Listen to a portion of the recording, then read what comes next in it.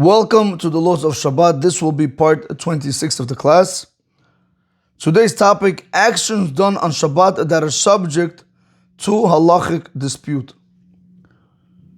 Rav David Yosef Shlita in the Sefer Halacha Birura is going to bring down a very crucial point, a very critical idea that every single Jew has to know.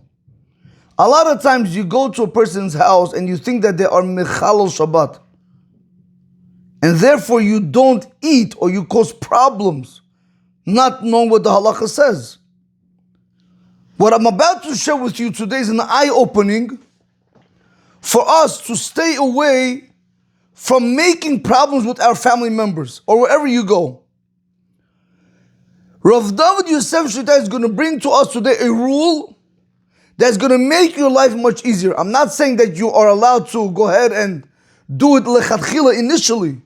But what I am saying is that if it does happen, you shouldn't make a problem out of it. What do I mean? I'm going to use two poskim. A posek is a rabbi who makes a halacha, who makes a decisive halacha. I'm going to use two that we know. Again, there's many halachot, there's many poskim out there. Rishonim, Achronim, Baruch Hashem. I'm just going to stick to two just to get the idea out there. You have the Shulchan Aruch, Rav Yosef Karo. You have the Ramah, Rav Moshe Isserlich. You have both of these poskim in the Shulchan Aruch. The Shulchan Aruch, let's say, is going to say you're not allowed to do X, Y, and Z on Shabbat. The Ramah is going to say you are allowed to do X, Y, and Z on Shabbat. We, the Sephardim, follow the Shulchan Aruch. So therefore, you're not allowed to do it on Shabbat. What Rav David Yosef Shlomo is going to discuss today, what happens if a person went ahead and he went against the Shulchan Aruch? He did a prohibition. He violated the law of the Shulchan Aruch, where he will be held accountable. He will be held accountable for it. Of course, unless he does teshuvah. But if he doesn't do teshuvah, he'll be held accountable for it. But the question Rav David Yosef is going to say, can he rely on the Ramah that said you were allowed to do that act on Shabbat and benefit from what he did on Shabbat? We'll see over here, the Rav David Yosef is going to give us 6 cases to understand this topic, this theme. So Rav David Yosef Shita begins. Kol davar shenechlu bo poskim. In everything where the poskim argued in, imutar l'asoto b'Shabbat, if you are allowed to do it on Shabbat or not, b'de'avad im aso b'Shabbat, b'de'evid, if you went ahead and you already did it on Shabbat, mutar lehenot mimenu ulishtamesh bo afilu b'Shabbat atzma. You are allowed to benefit from it, and you're allowed to use it even on Shabbat itself.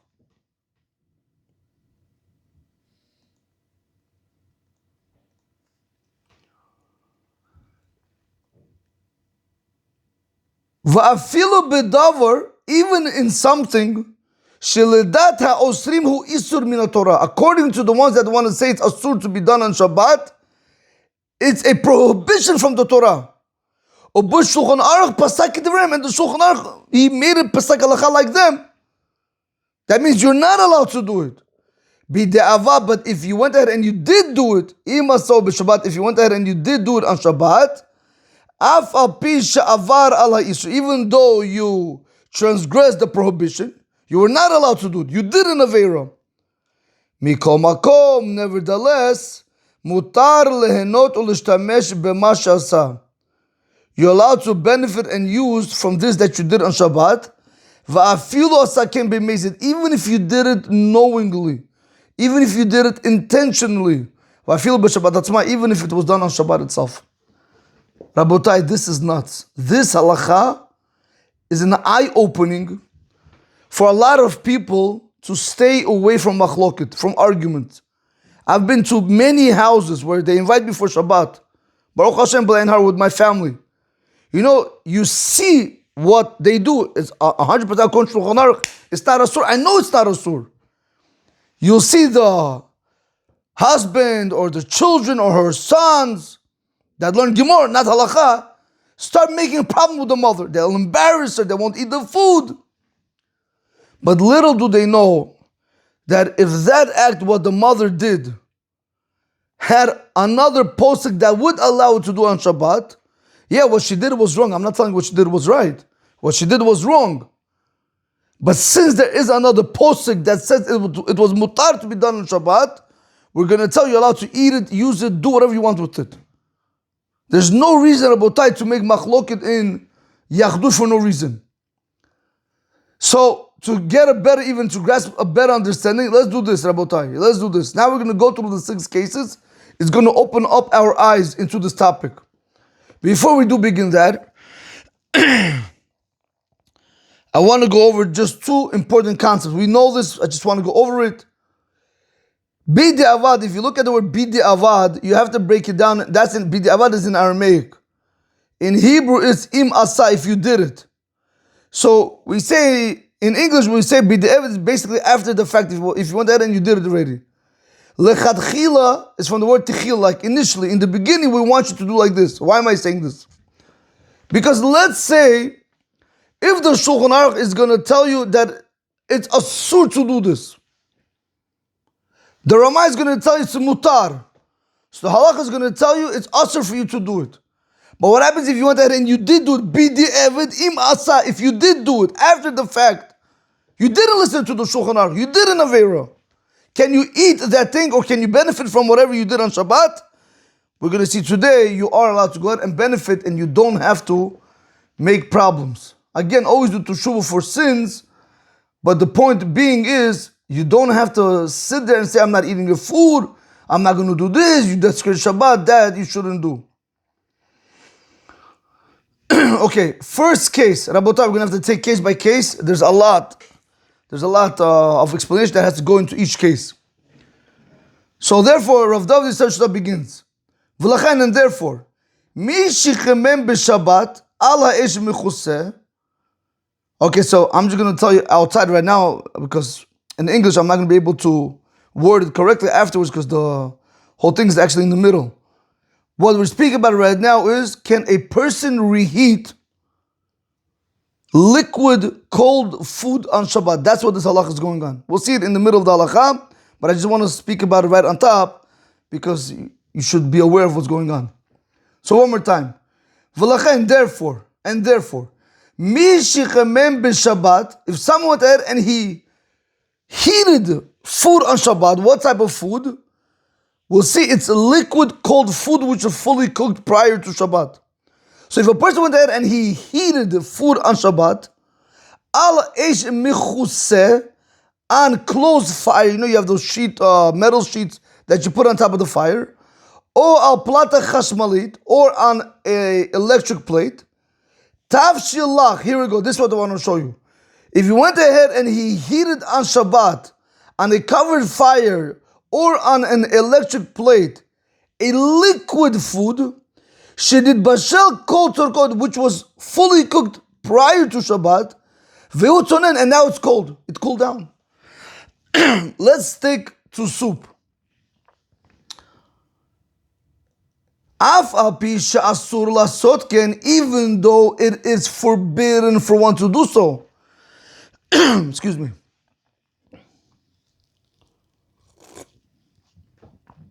I'm going to give you 2 examples. Excuse me. You had Friday night, you had soup. Let's say chicken soup. It was on the hot plate or it was on the metal sheet which was on top of the fire. Now, you served it on Friday night, on Shabbat night. Then you take that soup, you put it back in the refrigerator, that's it. Following morning, Shabbat morning, your husband says, I want to have that chicken soup again. Can the wife go ahead, take the chicken soup and put it back on the plata, on this electric plate, and then serve it to her husband? Can she do that? Absolutely not. What we're going to see today is if she did do it, since there are rabbis that allow us to do it, but we don't Poskim, excuse me, we don't hold like that. Since we don't hold like that, you're not allowed to do it. But if you did do it, since there are rabbis that allow you to do it, you are able to fall back on them. So if the mother or the wife went ahead and she did it, we're going to say that the husband is allowed to eat it.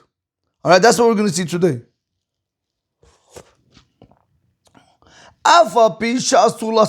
Even though it is forbidden for one to do so, you're not allowed to take the soup which cooled down and put it back on an electric plate or on a closed fire. That you're not allowed to do. Another example happens many times. You have a hot urn, but you know the urn is ready. It's been cooking all Shabbat. Yeah, before Shabbat you plug it in, so it's cooking all Shabbat. Saturday morning you come, you see the plug is out. You say, what happened? So you see one of your children laughing. What happened? He says, oh, by accident, I thought I was playing and I pulled it out. Now you can put it back in. Now the question is, that liquid was already fully cooked prior to Shabbat. Can you go ahead and put it back on the plata on Shabbat? No, that you're not allowed to do. What happens if you went ahead and you did it? Can you benefit from that hot water? Yes. Even the person that went ahead and he did the forbidden act of placing the hot water on an electric plate or on a closed fire, even though they went ahead and they did a prohibition, they did a sin, nevertheless, we're going to tell you they themselves are also allowed to benefit from that act. Why? Because you do have other people that allow you to do it on Shabbat. Again, we Sephardim do not follow that halakha. So let's do this one more time. V'lachen, and therefore, מי שחימם בשבת על האש מכוסה או לפלטה חשמלית תו שלח שנתבשל כל תורכו והוא צונן. If someone went ahead and he heated on Shabbat a cold liquid food which was fully cooked prior to Shabbat, and they placed it on closed fire or on an electric plate on Shabbat, af al pi she'asur la'asot, even though that was forbidden to do so, you're not allowed to do that. Nevertheless, we're going to tell you, mutar.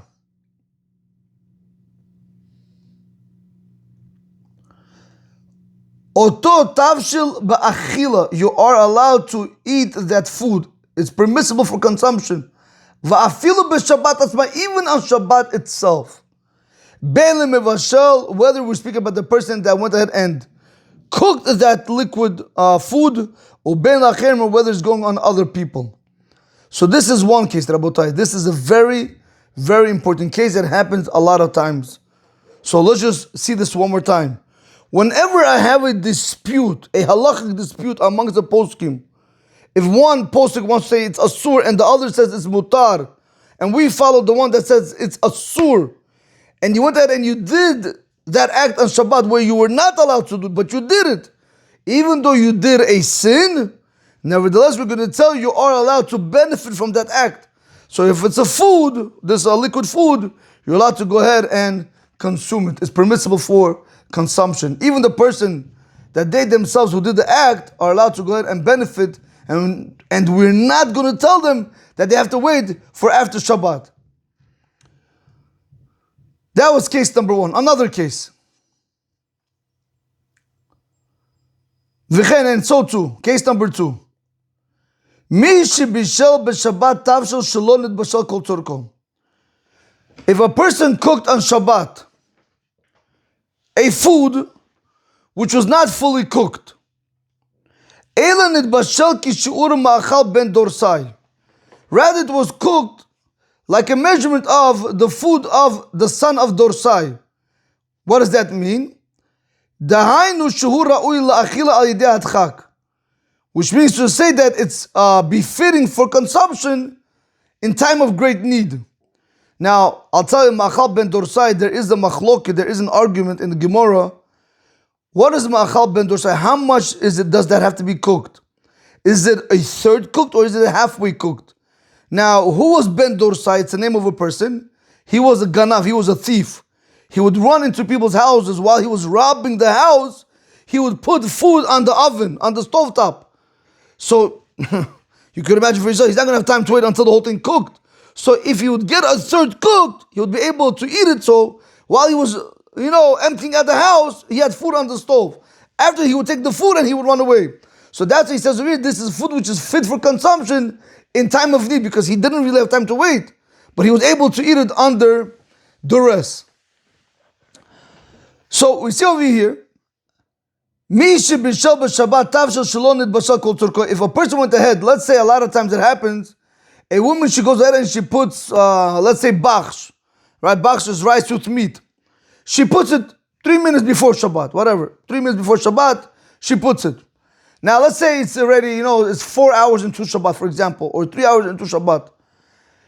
But, when she opens up the food, she sees it's still raw. You have rice is raw, the meat is, some things are cooked, some things are not. It didn't really fully cooked, because remember, it's on an electric plate or on the covered fire. Now, okay, whatever. The husband looked at it, I'm not eating it. And tomorrow he says, I want it. Tomorrow on Shabbat morning. So now what does she do? She goes and she takes this food and she puts it on the electric plate or on a stovetop which is covered with that metal sheet. She wants to cook it, let it get fully cooked.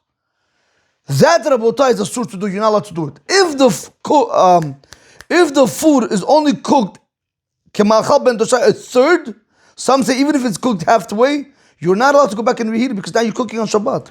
That's a problem. Food has to be fully cooked in order for you to go back and reheat it on Shabbat. It's not just cook and here I put it. No, that you're not allowed to do. That's what he's telling us over here. If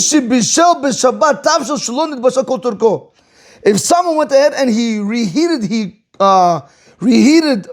food on Shabbat which was not fully cooked prior to Shabbat, I'm going to skip right to here. Can, even though it's asur, that you're not allowed to do. Let's make this clear. It is asur to go ahead and reheat food which is not fully cooked. Nevertheless, mutar oto tavshel ba'achila, afilu b'shabbat atzma. That tavshel, that cooked dish, is permissible for consumption even on Shabbat itself. Why, Rabotai? Because you do have some poskim that learn, since it's a third cooked, since it's cooked a third, or even if it's cooked halfway, someone will learn, since it's, you're able to eat it under pressure, under duress, like the story I gave you, in time of need. Since the other rabbis say that's also good enough, who says it has to be fully cooked? Therefore, we're going to tell you, you are allowed to go ahead and benefit from that food on Shabbat. Whether the one that cooked that food on Shabbat or whether we're speaking about other people. So let's just see this case one more time. If a person went ahead and he took food which was not fully cooked, let's use over here let's say you had chulin or you had bachs or any other type of food. You see it's cooked only a third or even a halfway cooked. You see that? You're not allowed to reheat it. It's asur.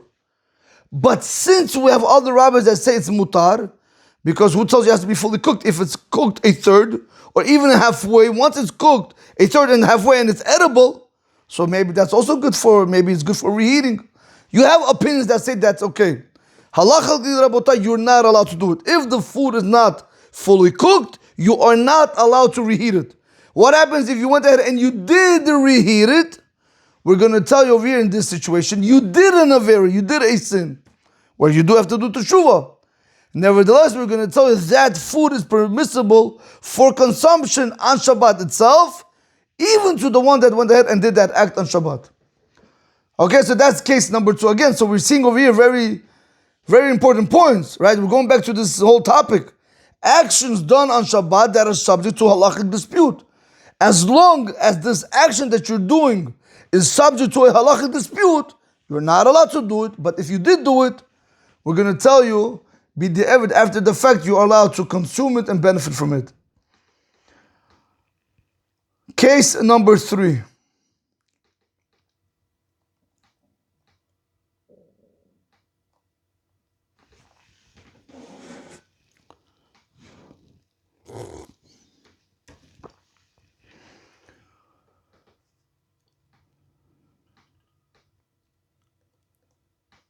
וכן, and so too. מי שערבב והגיס בקדר המונחת על גבי אש מכוסה או על גבי פלטה חשמלית, if you had a person who went ahead and he mixed in a kedera, in a pot, which is placed on top of covered fire, like by the metal sheets, or he had food, he had a pot which was placed on an electric plate, והתבשיל שבתוכו לא היה מבושל כל צורכו, and the food, one second, and the food that was inside of it was not fully cooked, אלא היה מבושל כשיעור מאכל בין תורסאי, like we just explained, rather it was cooked to the extent like ma'achal ben dorsai, either according to one opinion it's a third cook, either according to the other opinion it's halfway cooked. Even though you're not allowed to do it, mutar oto atavsha b'achila afilu b'shabbat atzma, ben lemevashel u ben la'acherim.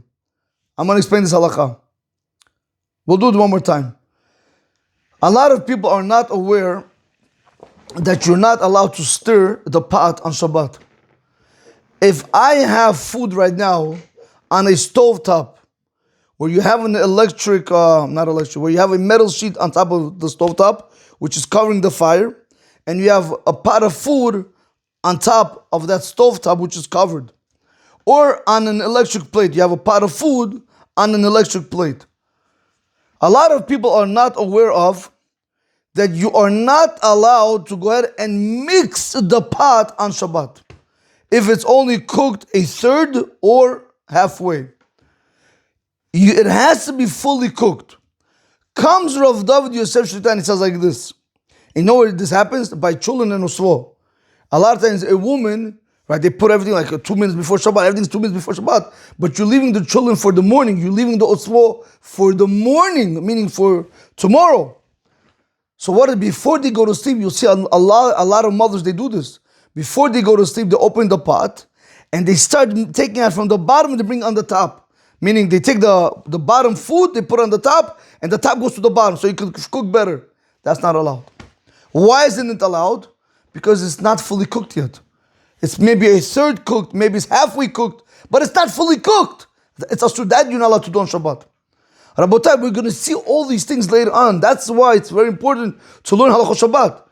A person can drive to work in a Tesla, which let me make it a little bit more practical, which is everything over there is derabanan. What's there? What fires? Everything's electric, and he could make money, which only muktzeh, sitting all day like this on the and whatever, and accepting his cost, whatever. They're coming and he's watching his. He could do that. You think he's mechalot Shabbat? You think he's desecrating Shabbat? Rabotai, you have a person in the house who's not working, and they're stirring the pot, or they're reheating cold food, cold liquid food, or they're reheating food which is only cooked halfway or a third cooked. Those are Shabbat desecrations. That's why it's very important to learn halachot Shabbat. The Chavetz Chaim, Rabbi Yisrael HaKohen, says in his introduction, Halachot Shabbat, anybody who does not learn Halachot Shabbat thoroughly, in depth, over and over and over again, until you have it clear, I'll say it, Rabotai, you are most likely, he says, desecrating Shabbat. You think you're keeping Shabbat, you're not. Yeah, you might not be working, which is fine, but at home you're desecrating Shabbat. There's many things that we can do wrong. If I give you one example, you have a lot of times you see a person, he's learning Torah, in shul, you see it very much. I could even, I remember myself, when I had a longer beard, you go like this. You think sometimes something, the concept gets stuck in your head, like you can't figure it out. You go like this, without realizing that you're pulling hair. That's asur. That's mamash, you're uprooting hair, that's asur. Right? There's many things. Okay, in any event. So let's do this one more time. So basically we're seeing over here in point number 3, in case number 3, you're not allowed to stir, you're not allowed to mix food on Shabbat if it's cooked a third or halfway, even though it's on an electric plate or on a fire which is covered with a metal sheet. You're not allowed to mix it. But if you did mix it on Shabbat, you did do an avera, you did a sin. However, we're going to allow you to eat that food on Shabbat. Let's see this one more time. V'chein, and so too. מי שערבב והגיז בקדרה המונחת על גבי אש מכוסה או על גבי פלטה חשמלית, If somebody mixed or stirred in a pot which is placed on top of closed fire or on an electric plate, and the food which was inside the pot was not fully cooked, rather it was cooked to the extent of ma'achal ben dorsai, which is either a third or 50%, depending on which opinion we hold, like in the Gemara. Even though it was asur, it was forbidden for you to go ahead and stir the pot where it's only cooked a third or halfway. Nevertheless, we're going to tell you mutar oto hatavshel b'achila, that food becomes permissible for consumption. Afilu b'Shabbat atzma, even in Shabbat itself, ben lemevashel ben lacherim. Whether I'm speaking about the person that did the act, who went against the Shulchan Aruch, or the other people that did not do it. Everybody's allowed to consume it. Case number 4. V'chen, and so too. Mi sheberel poselet betoch ochel amnad lochlo la'alter. If a person went ahead and he took poselet, if he took food that he did not want from food that he did want, and he ate it on condition to eat it immediately. For example, a person has an Israeli salad in front of him. My kids in particular, not all of them love to eat tomatoes. So what do they always say? What do they say? Mommy, I don't want tomatoes. You have the salad in front of them. No, I don't want tomatoes. What if you don't want tomatoes? I don't like tomatoes. So what's the first thing a mother's going to do? She's going to take out the tomatoes. So I tell her, baby, you take out the tomatoes, make sure you eat it right away. You can't take out the tomatoes for their behalf.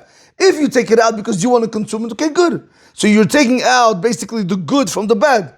But if you're taking out the tomatoes just to remove it and then throw it on the garbage, because you want your child to eat only the salad, whatever the remains are in the salad, that's a problem, because now you're taking out the bad, which in their eyes is bad. That's why it's called poselet. That's why it's called bad. So that's what he says over here. You have to be very careful in halachot, especially in selecting. It's a very, very big problem. Many people make, They make grave sins by selecting on Shabbat. Sometimes you have, in a soup. You could look, if you have better yet, let's say you have a soup and you have over there fat that you don't want, or you don't want carrot. What do? You take a fork, you take it out, and you put that. You're not allowed to do. You can't do that. What you have to do is take out the soup and leave the carrot behind. All right, there's many halachot and also in selecting. But if let's say somebody else wants to eat that carrot, okay, so he could take the carrot because for him, he wants to eat it. So let him take it and let him eat it. Or if you want to take out the carrot, what you have to do is you take a spoon and you take some of the soup with the carrot. So you're taking the good and the bad. All right, there's many halachot to this. But in any event, he says over here, if somebody went ahead and he selected the bad food from the good food, on condition to eat it immediately, even though it was asur for you to do so, you're not allowed to do it.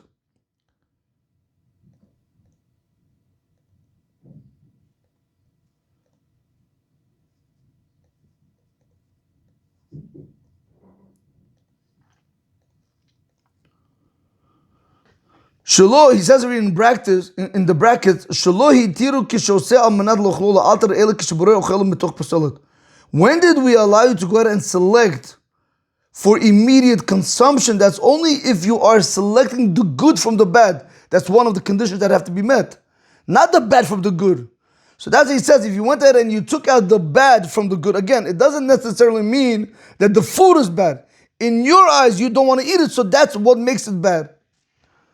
Okay, even though that was asur for you to do, you were not allowed to go ahead and select the bad from the good, even if you wanted to eat it immediately, even if you wanted to eat the good immediately.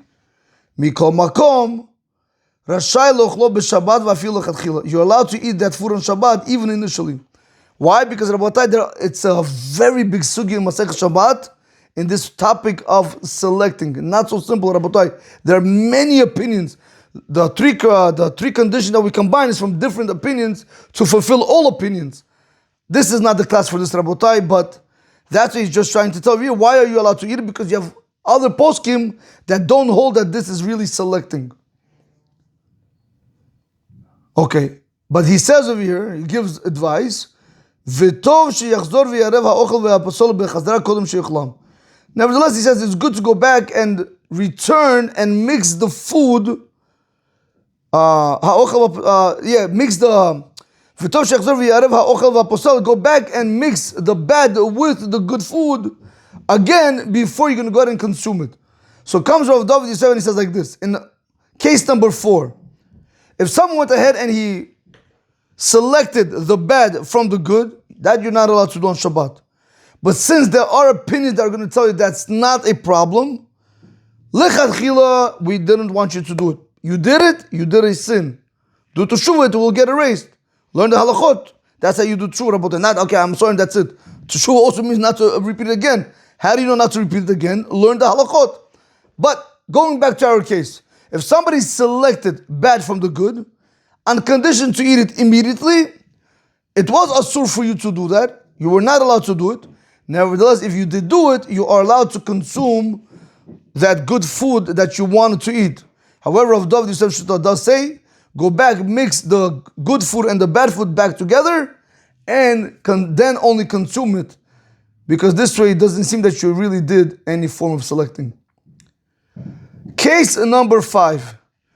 V'chen, and so too, mi shechatach yerakot dak zman rav kodem hasuda. If a person went ahead and they cut and they sliced vegetables very fine, a very long time before the meal, say an hour before, 2 hours before, af al pi she'asur lasot ken b'Shabbat, even though you're not allowed to do that on Shabbat. If I recall the halakha, I just don't want to say, don't take my word for this one. If I recall the halakha, because I love seeing everything inside.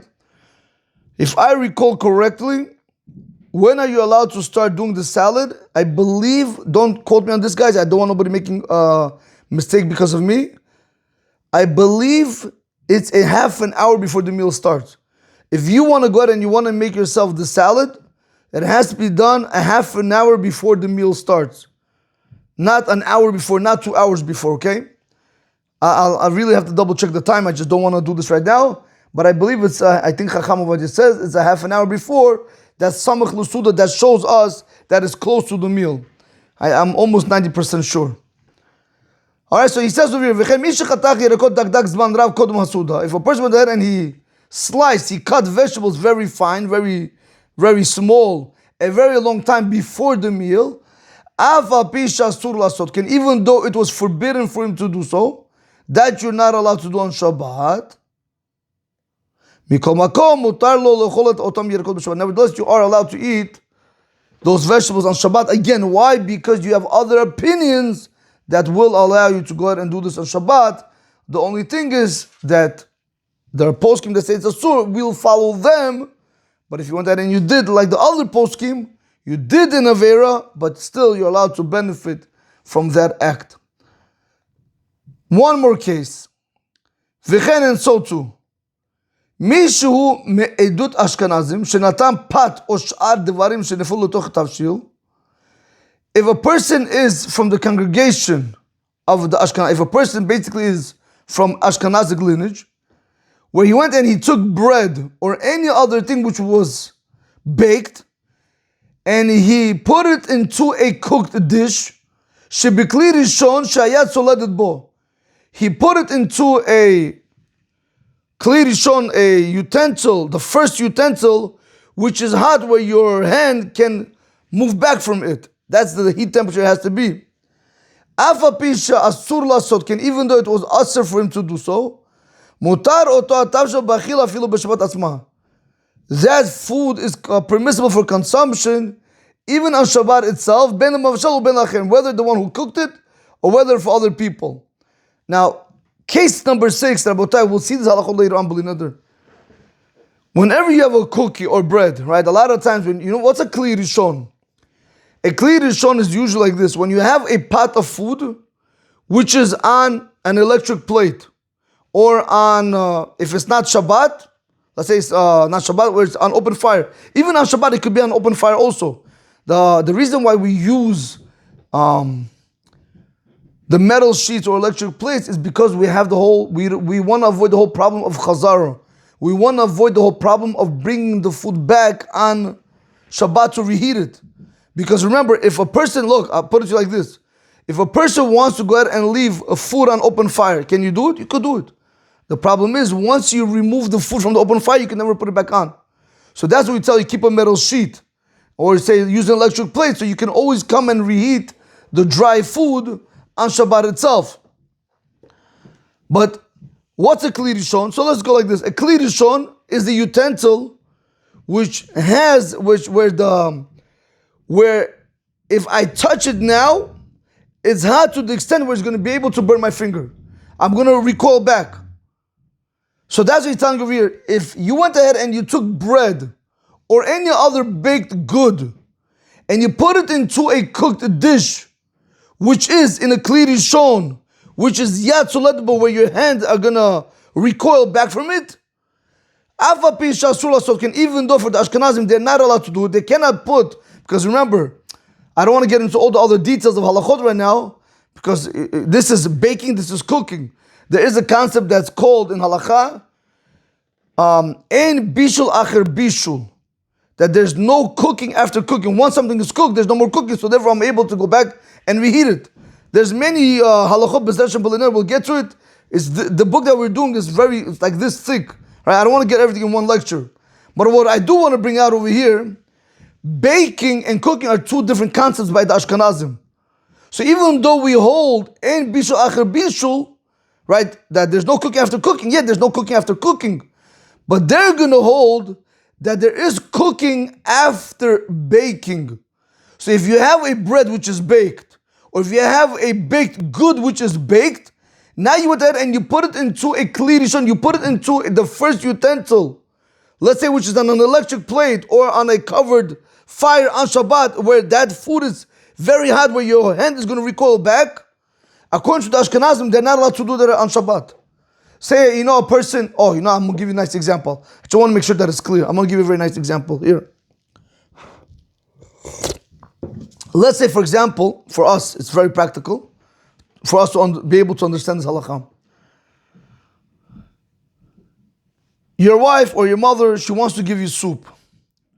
The soup that the bowl, the keder, the pot where she's serving the soup from is called kli rishon. Okay, let's do like that. That's called the first utensil. That's called the first pot. Now that pot, it has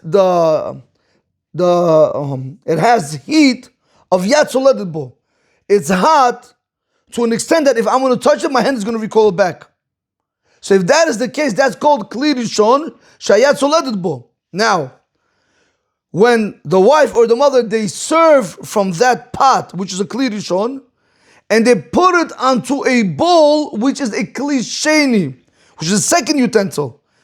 Even if it's yad soledbo, I don't care what it could be. I could go ahead and put bread inside there. I don't know if you guys pay attention. If you ever been in an Ashkenazi house, or maybe even in your own house, you guys do it. If your wife wants to serve you matzah ball soup or noodle soup, and you want to put croutons in there, croutons are baked goods. Now, since the bowl that you're holding is a kli sheni, it's a second utensil. It's 2 levels down from, meaning the first utensil is the pot, the second utensil is the bowl, so it's another level down from the pot. Over there, you're allowed to go ahead and put baked goods. We're not afraid. Comes Rav David Yosef, he says, by Ashkenazim, they wouldn't be able to do this in the kli rishon. Let's say the mother, and she knows that the kids are fighting always in the house. So what does she do? She has the pot of food, the soup, the matzah ball soup. She puts it, let's say, on the counter. Now she puts the croutons inside so they shouldn't argue, and she's going to serve it. That Rav David Yosef is telling us, Ashkenazim are not allowed to do it. So that's what he's telling us. But if they did do it, the children will be able to go ahead and benefit from that food, or the father, or even the mother herself. So let's see that one more time. Again, Rabotai, I erased a lot of the, Rav David Yosef has the simanim for everything where it could be found. When we get there, we'll see everything in detail, but I'm trying to do the best to my ability to make sure that you understand the concept. So let's see this one more time. V'chein, and so too, Mishu me'edut Ashkenaz. If somebody is from an Ashkenazi lineage, Shenatam pat or shar devarim shenafu.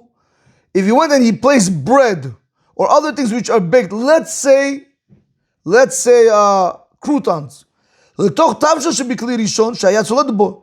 He went and he put the croutons into a food, into a dish, which is the first dish, and where the temperature inside that pot is where your hand can recoil back from it. Even though you were not allowed to do it, the tavshel is allowed to be you're allowed to eat on Shabbat, is permissible for consumption, even on Shabbat itself. Whether the one who did it on Shabbat and whether we speak about other people, everybody's allowed to go ahead and benefit from that food. Again, Rabotai, we're coming back down to this idea, this theme right over here. Actions done on Shabbat that are subject to halakhic dispute. If you do an action which that action is dependent on a machloket, on a disagreement amongst two rabbis, one says mutar, one says asur, and the halakha for us, if it's asur and you went out and you did it, you're allowed to benefit from it. And in the last case we saw it by the Ashkenazim, for them it would be asur, for us it would be mutar. That's what he says, me'edut Ashkenazim. So if for them it's asur, for us it's mutar. Since for us it's mutar, what are we going to tell you? We're going to tell you they have what to fall back on, and that's why they're allowed to go ahead and eat that matzah bol soup on Shabbat. Okay, let's do a review. Summary in cases of halakhic dispute. General rule. When an action was done on Shabbat that is subject to a halakhic disagreement amongst the Poskim, whether it's permitted or prohibited, even if the Shulchan Aruch rules stringently, like the ones that say it's asur to be done, nevertheless, after the fact, b'di'evid, the result may be benefited from even on Shabbat itself. This applies even if the person acted deliberately, meaning b'mezid, intentionally, knowingly, and even if, according to the stringent view, the act constitutes a Torah level violation. Practical application that Rav David Yosef Shuta gave us. Number one, reheating cooked food. If one reheated on Shabbat a fully cooked but cold liquid dish on a covered flame or electric plate, though it is forbidden to do so, the food remains permitted to eat, both for the one who did it and for others, even on Shabbat itself. Case number two, cooking partially cooked food. If one cooked food that was only partially done, cooked to the level of ma'achal ben dorsai, roughly 1/3 or half cooked, edible under pressure, even though it was forbidden to cook further, the dish is still permitted to eat on Shabbat, both for the person and others. Case number three, stirring a pot. If one stirred a pot on a covered flame or a hot plate when the food was only ma'achal ben dorsai, although this is prohibited, the food remains permitted for consumption on Shabbat. Case number four, selecting, borer. If one removed the waste from food even to eat immediately, which is technically forbidden, one must remove the food from the waste. Because remember, Rabotai, this, I remember doing this also in the halachot. This halakha is very important, Rabotai. Halakha stays like this, Rabotai. It has to be the other way around, like this. Oh. The Torah allows, one must remove the food from the waste. The Torah allows you to remove something that you want to eat. If you're gonna, again, you have to also want to eat it immediately. So that's what he says. If one removed the waste from the food, even to eat immediately, which is technically forbidden, what does the halakha require you? One must remove the food from the waste. Okay, so what happens if a person went there and he removed the waste from the food? They may nevertheless eat the food on Shabbat, and it is proper to mix it again before eating. Case number five, cutting vegetables finely. One who cut vegetables into fine pieces long before the meal, which is not allowed, may still eat them on Shabbat. Ashkenazi custom, cooking baked goods. An Ashkenazi who placed bread or baked items into a hot first vessel, which in Hebrew is called kli rishon, in which they heated yad soledet bo. Yad soledet bo literally means where your hand is going to recoil from it. Though this is considered forbidden because of bishul acher afiyah, cooking after baking, the food remains permitted to eat on Shabbat itself, both for the one who did so and for others. Alright, this we saw b'dev the chatchila. Okay, Rabotai, with this we do